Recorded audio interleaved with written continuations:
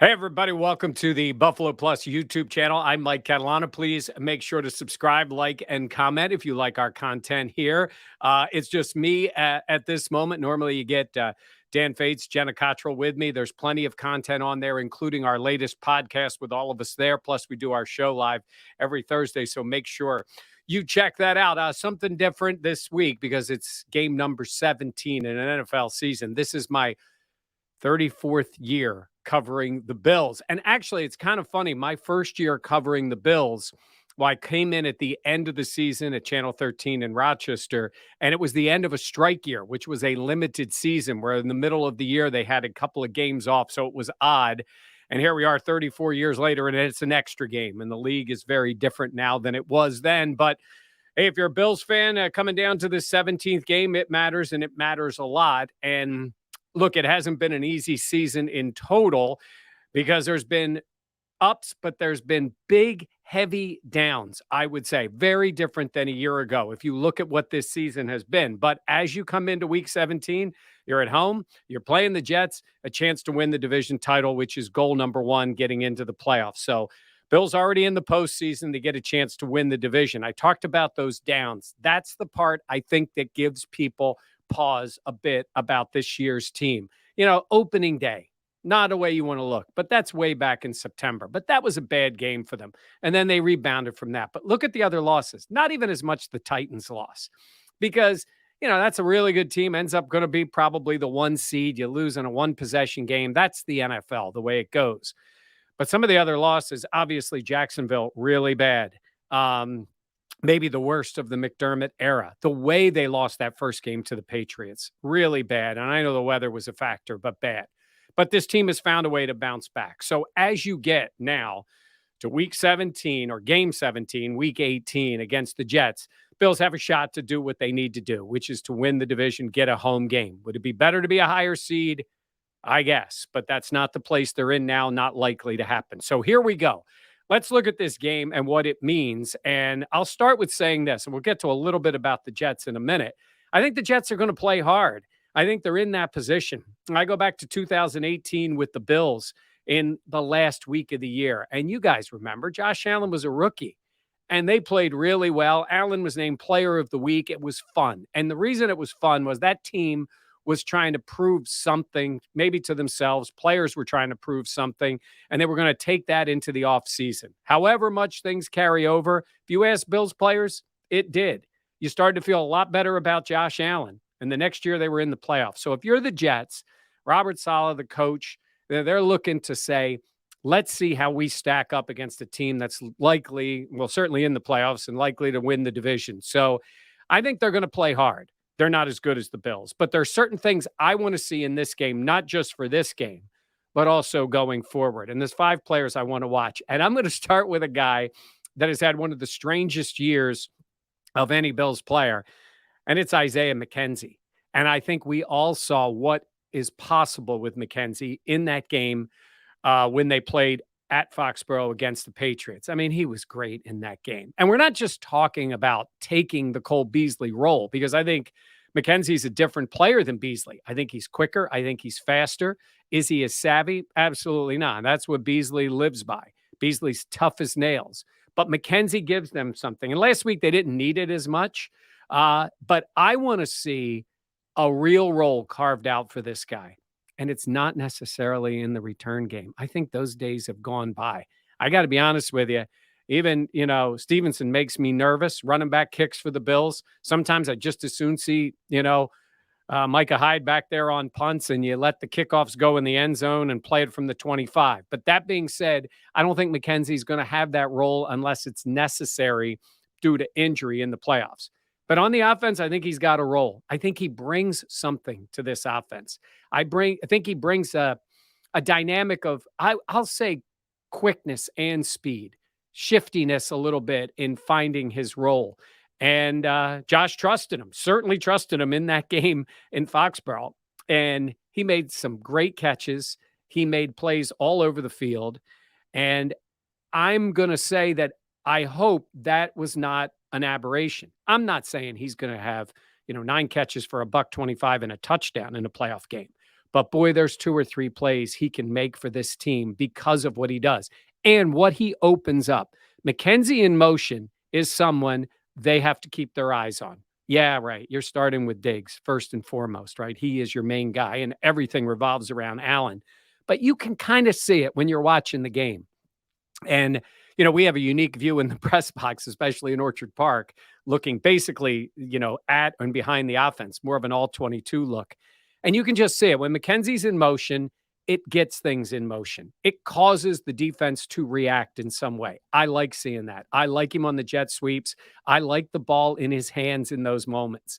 And I want to see him become, it doesn't have to be 10 targets and 9 catches.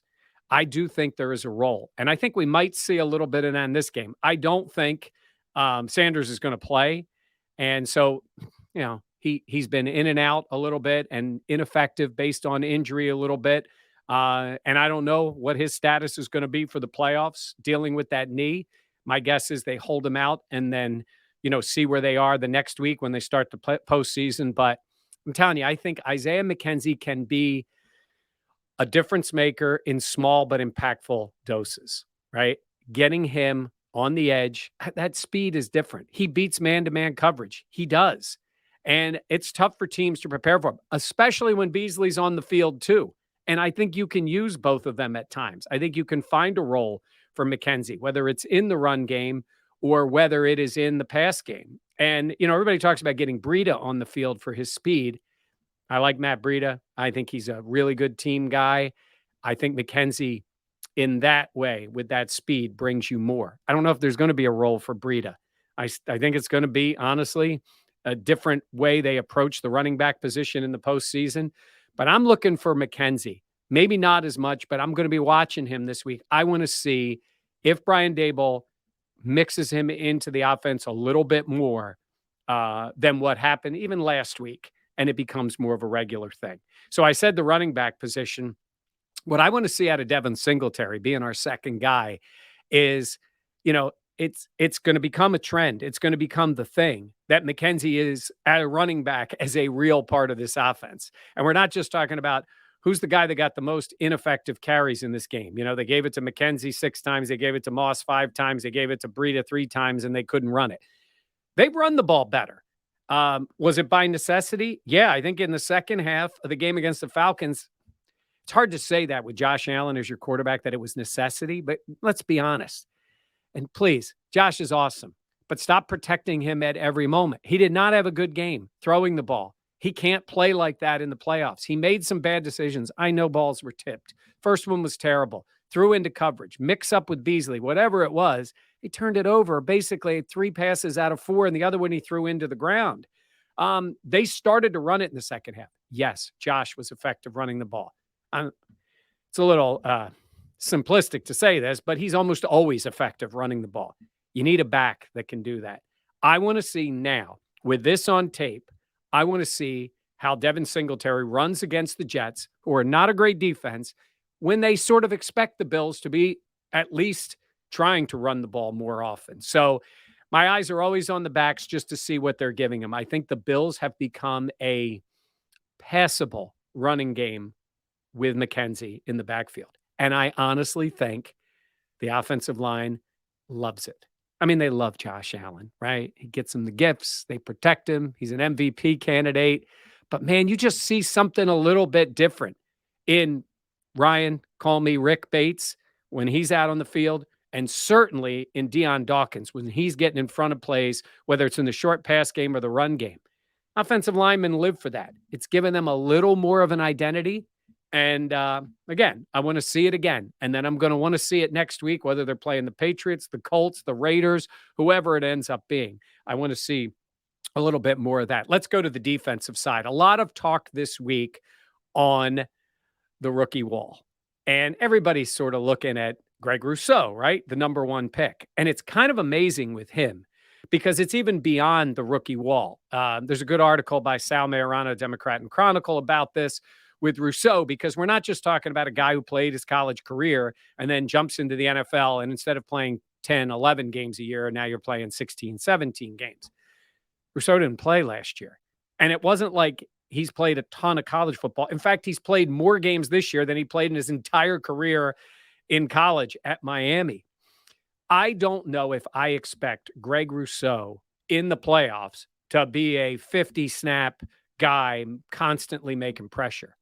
But what I want to see out of Greg Rousseau with that speed and that size and that ability is making a play or two plays, maybe Sunday, maybe in the playoffs. We saw it when he forced the fumble against Matt Ryan.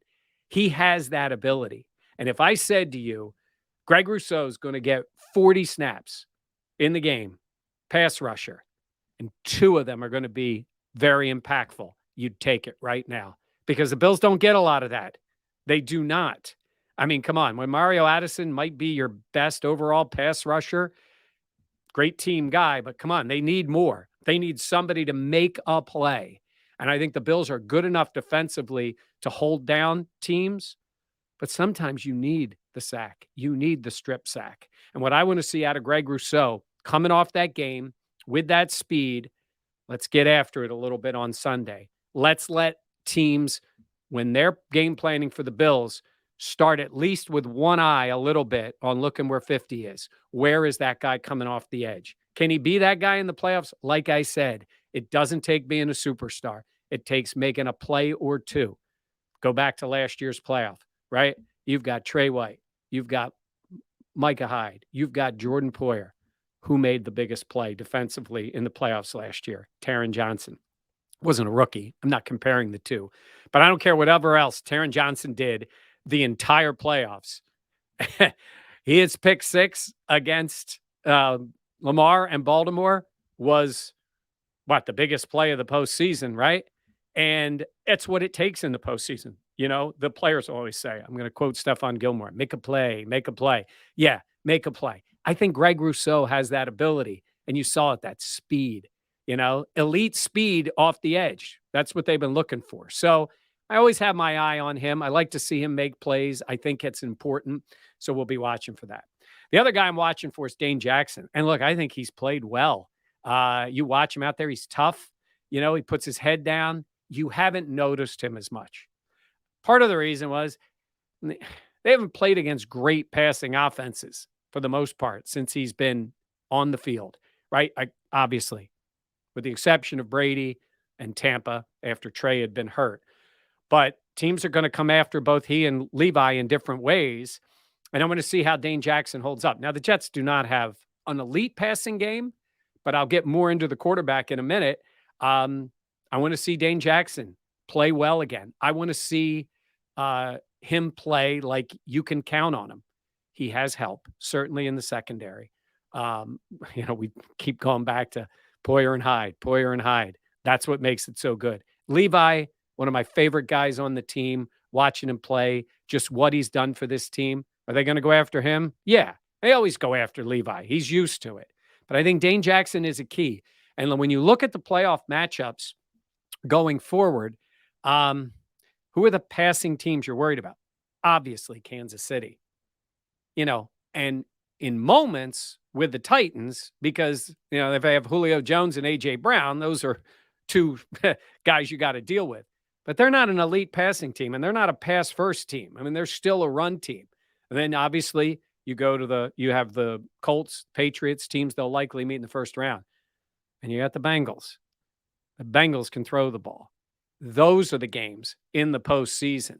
I would say Chiefs and Bengals, obviously, I'm not going out on a limb here, first and foremost, that are the two teams where it's really going to show up, where your corners really have to play well. So, we'll see specifically for tomorrow.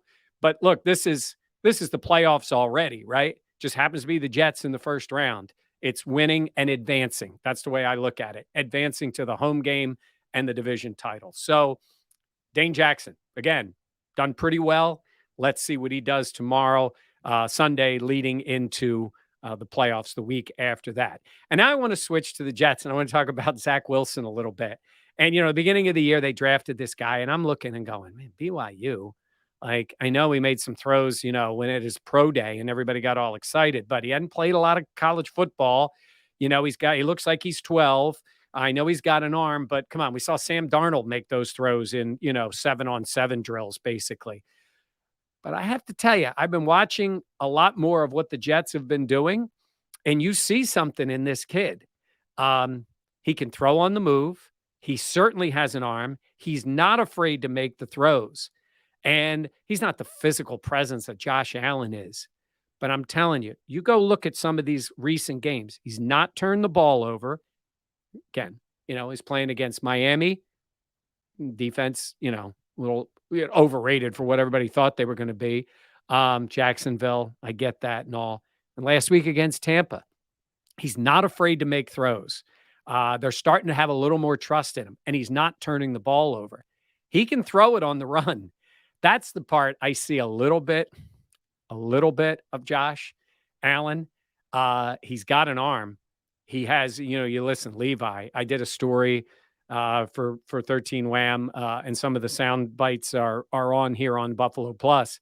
They all say arm talent. He's got arm talent. He's got arm talent. Yeah, he can throw the ball, and he's not afraid to make those throws, which is a big step for a player in the league. And you saw the difference, when Josh Allen's throwing the ball. Again, I'm not saying he's Josh Allen. I'm saying if I'm a Jets fan, while they had the little Mike White experience there for a while, this kid might have something. So it could be the first of many meetings between the Bills, Josh Allen, and Zach Wilson of the Jets. I like a lot of what I've seen of him. Can the Bills get after him? Sure. Can he make mistakes? New England got him for 4 picks. That was earlier in the year. Then he hurt the knee. Then he sat out, much like Josh Allen had to do as a rookie. And I do think it helps a rookie get on the field, having to sit out, whether it's an injury or their play. In this case, it was an injury, and then going back on the field and playing after you've seen that. And if you can still make the throws and not give the ball up, boy, that's a huge plus for your team. And we keep going back to this, but they should have beaten Tampa. Everything got overshadowed by the AB walkout and all that kind of stuff. They were winning that game. Bad play call by LaFleur, the brother of the Packers coach, late in the game, a weird quarterback sneak from like 2 yards, basically, and they give the ball up. I don't mind being aggressive, but come on, let that kid make a play, and it's not that. He's not Josh Allen on the run on 4th and short. So they gave up a chance to win that game, and I think they'll regret that. So don't you want to see this guy? Don't you want to see what the Jets have? It's not Sam Darnold. He's long gone, right? New England's got Mac Jones. Let's see where he is going forward. But this kid, skill-wise, can move and he can throw it. Don't be fooled that he looks like a little kid. He's got some skills. And let's see what the Bills do against him in this game. I mentioned Rousseau and Dane Jackson. Let Rousseau chase him down. Let Dane Jackson get a pick against him. Turn the ball over. Make him uncomfortable in the pocket. But I think when you look at the division, I think Mac Jones is kind of limited physically. I think Tua's kind of limited physically. Are they both smart players? Yeah. I mean, Tua hasn't come through in the big moments, and the one we saw in Mac Jones, not in a big moment, is not a playoff moment for Zach Wilson. But in this season, as a rookie, this is a big moment for him. Again, Josh Allen, 2018, last game of the year, and you saw how Josh played and what it meant to him going forward. Zach Wilson's looking to have that kind of game. Let's see what the Bills do against him. We're going to have complete coverage for you. We're at the games. We're always at the games. We travel with the team.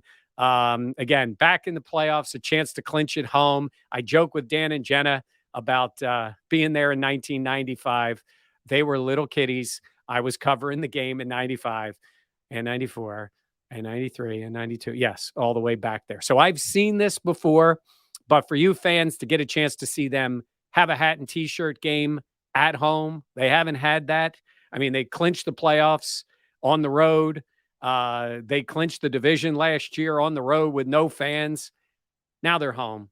Now they get a chance to do it against the Jets and then to move on to the postseason and have a home game the next week. So we got plenty to talk about on who they're going to match up with and what week 1 of the playoffs is going to look like after the game on Sunday. So thanks for checking in here. Make sure to like, comment, and subscribe, and we'll see you next time on the Buffalo Plus channel on YouTube.